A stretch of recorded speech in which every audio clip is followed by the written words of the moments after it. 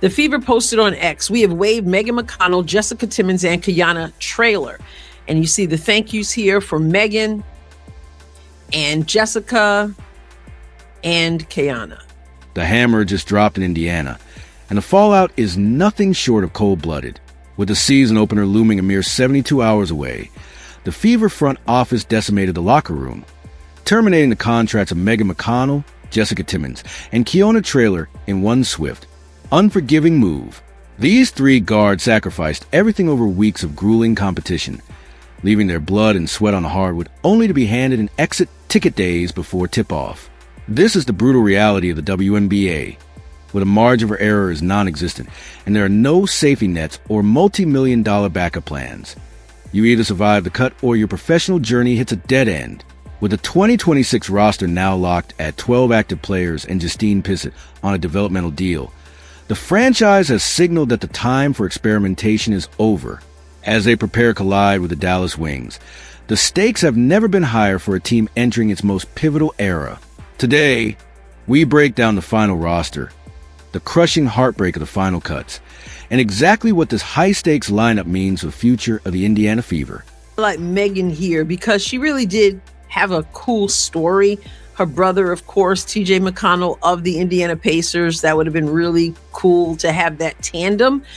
And she was on her way from visiting her brother in Indiana when she got the call about being invited to training camp. So that was really an exciting story, and I think one that people were kind of pulling for because they like TJ, because this is a great human interest story.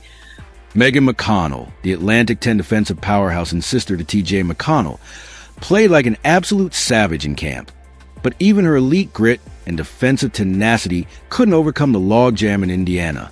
Despite racking up 3 steals and 3 assists in a high-intensity showing against Nigeria, she found herself suffocated by a backcourt depth chart already stacked with the generational gravity of Caitlin Clark, Kelsey Mitchell's explosive speed, and the lockdown dominance of Raven Johnson. The Indiana dream has officially evaporated as McConnell hits the waiver wire, leaving her professional future hanging in the balance.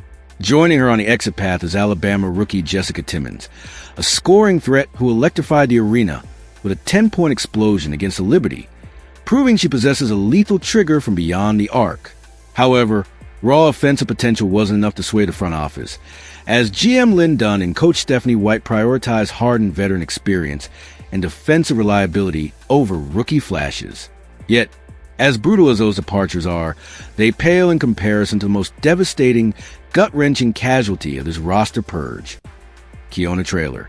Now, this is the way it is. Now, I expected Trailer to remain.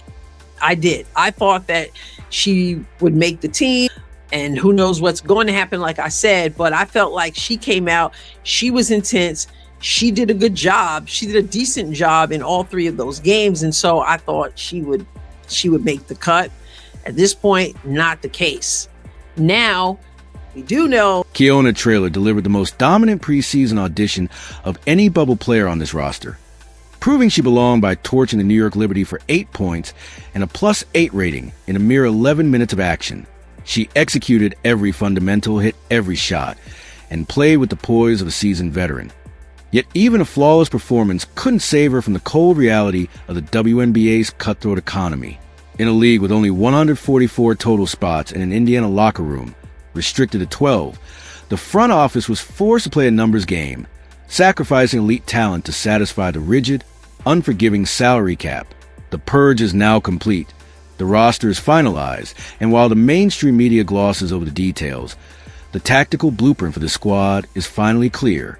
This is a hand-picked unit Stephanie White is taking to war this Saturday, and every single player left standing is about to be pushed to the limit under one of the most scrutinized systems in professional basketball. It's the New York Liberty. We were cheering for them. We were thinking, oh my goodness, we've got great players to choose from. And we did have great players to choose from. I'm not saying that we didn't. I'm just saying that that first game was like eyes wide open.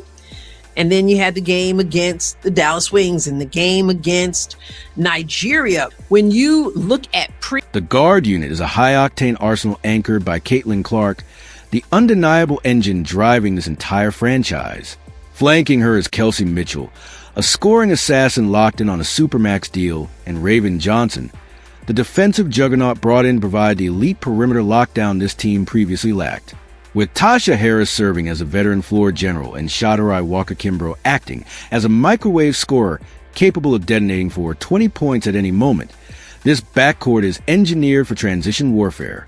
In the front court, the Fever have assembled a trio of enforcers in Sophie Cunningham, Maisha Hines-Allen, and Monique Billings, players who bring a level of physical intensity and gritty defensive violence designed to protect the paint.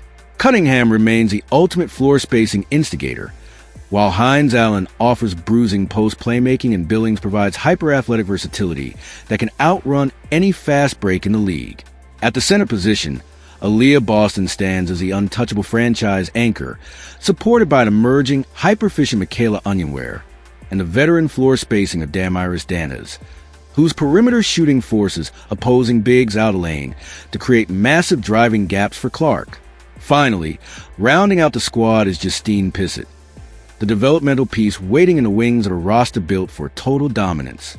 Breaking! As I am editing this video, I saw the news. Annie Costabile posted that Marta Suarez was signed to a developmental contract. No, not by the Indiana Fever, but by the Phoenix Mercury. The Phoenix Mercury. And along those... The Indiana Fever have weaponized their backcourt into a high-octane arsenal, spearheaded by the relentless engine of Caitlin Clark and the scoring lethality of Kelsey Mitchell.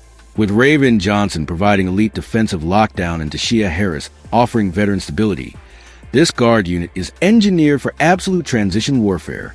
That aggression carries into the front court, where Sophie Cunningham, Maisha Hines-Allen, and Monique Billings act as a trio of enforcers, bringing the grit and physical intensity needed to dominate the paint.